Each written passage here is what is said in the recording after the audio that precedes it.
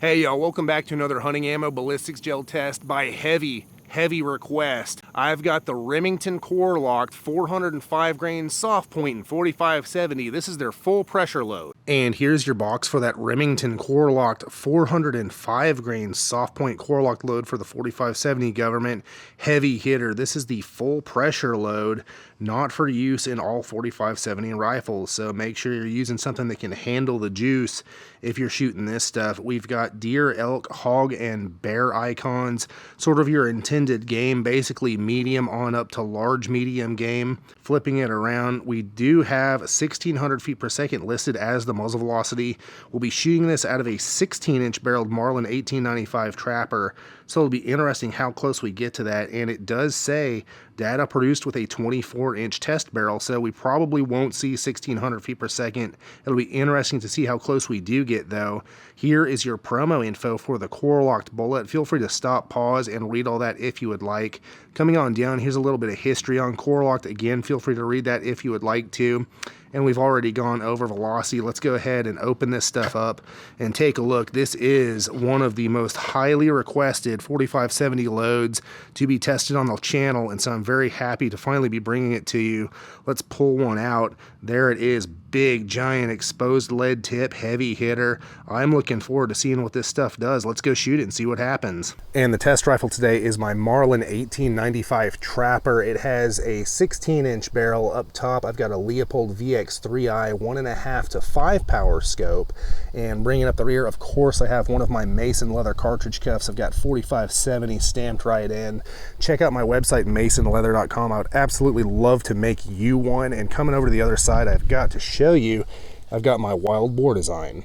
And real quick, if you're watching this video anytime around when it came out, I'm having a huge sale on my website, masonleather.com. Go check it out and get yourself something. We'll be taking 3 shots from 100 yards, firing into 10% ballistics gel that has been calibrated to meet the FBI's ballistics testing protocol. And while ballistics gel isn't an exact proxy for big game, it does provide a repeatable medium through which to test various bullets and ammo against each other. After the shots, we'll examine bullet expansion, weight retention, penetration, and velocity. My goal is to provide hunters like you and I with the most objective information possible to help us make the best choice for our particular hunting situation. The ballistics gel in this video has been sourced from Clear Ballistics. You can find a link in the description. So let's go ahead and shoot it.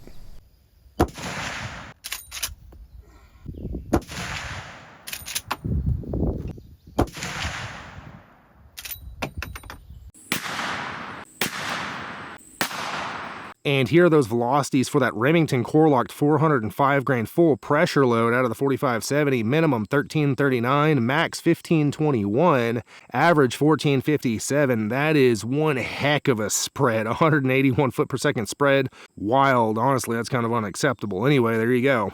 And we are down at the blocks after shooting that Remington Corelokt 405 grain full pressure load out of the 4570. And we captured not only 3, but 4 bullets. So I'll come over to the other side here. It's actually easier to see. We've got one poking just out the corner right here. I'm actually touching the bullet right there. There's another one right there. There's a third right here. It's actually poking out the other side of the block as well. And then there's a 4th bullet actually in this block right here, which I have on the table just to weigh the table down.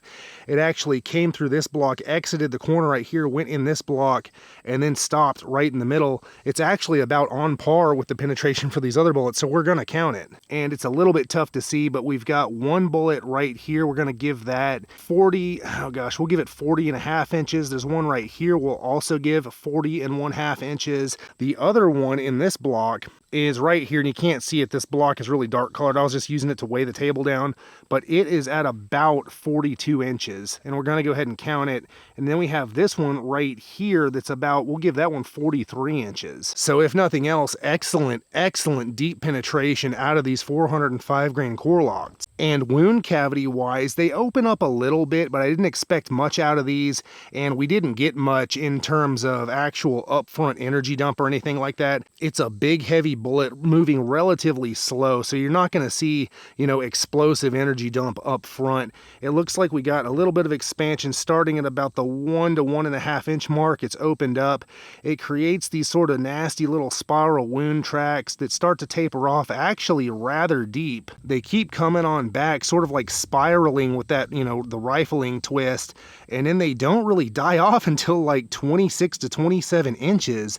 That's really interesting. It's not much of a wound track in terms of width, but it goes really, really deep. And then finally, once you get to the 26, 27 inch mark, then you see it taper way off to just that line that keeps penetrating on through. And I don't think I've actually seen anything like that before. That is really interesting. So let's go ahead and dig these guys out and take a look. All right, y'all, let's go ahead and talk about it. Weight retention for those 405 grain Remington Corelokt out of the 4570, we saw 402, 402, and 402 grains across the board. Oh, actually, we had a fourth bullet recovered. I almost forgot. The fourth was 404 grains. So that bumps our average weight retention up to 403 grains, which is 99% weight retention. Excellent weight retention. I wouldn't expect anything less out of this bullet. It's a heavyweight soft point out of a 4570, not going too terribly fast. And then onto expansion, not a lot of expansion to speak of. We saw 0.48, 0.51, 0.51, and 0.53 inches for an average of about 0.51 inches expanded diameter, and that works out to 1.1x expansion. So sort of more of just a flattening of the nose of the bullet as opposed to actual expansion.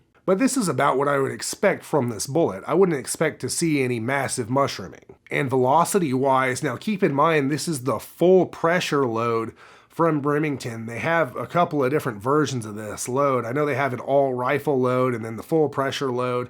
At least that's what I've seen in the past. Our high velocity was 1521. Our low was 1340.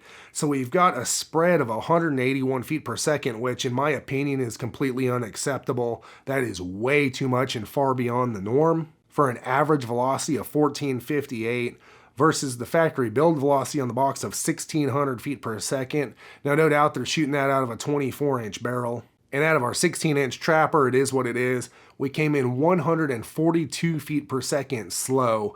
But keep in mind, our spread alone was larger than the lack of velocity versus box spec. So even if our high velocity had hit that 1,600, our low would have been almost 200 feet per second slower than that. So velocity-wise, this stuff is kind of all over the place. And our estimated velocity down there at 100 yards at impact is 1,268 feet per second on average, just something to know. Penetration-wise, that's somewhere where this load does shine, and I wouldn't expect anything less out of a 405 grain soft point 4570. We saw 40 and a half, 40 and a half, and 42 inches of penetration. Oh, and the fourth bullet, 43 inches. For an average of 41.5 inches of penetration.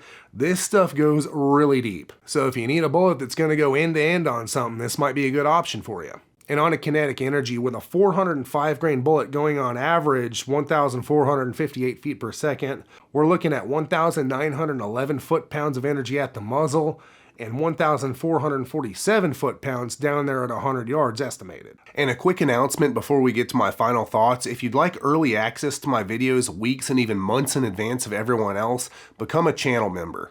The links will be in the video description and the pinned comment. Thanks, y'all. All right, y'all, time for my final thoughts on the absolutely classic 405 grain Corelokt load out of the 4570, the full pressure version. All in all, I'm actually pretty pleased with it. The only area where I wish it would have done, better or different is the velocity, and not even, how much slower than spec it was, because we were shooting this through a very short barrel, but the spread, the massive spread of velocity is pretty unacceptable. Weight retention was excellent. Expansion, didn't expect to see much, didn't get much, which is totally fine for this kind of a bullet.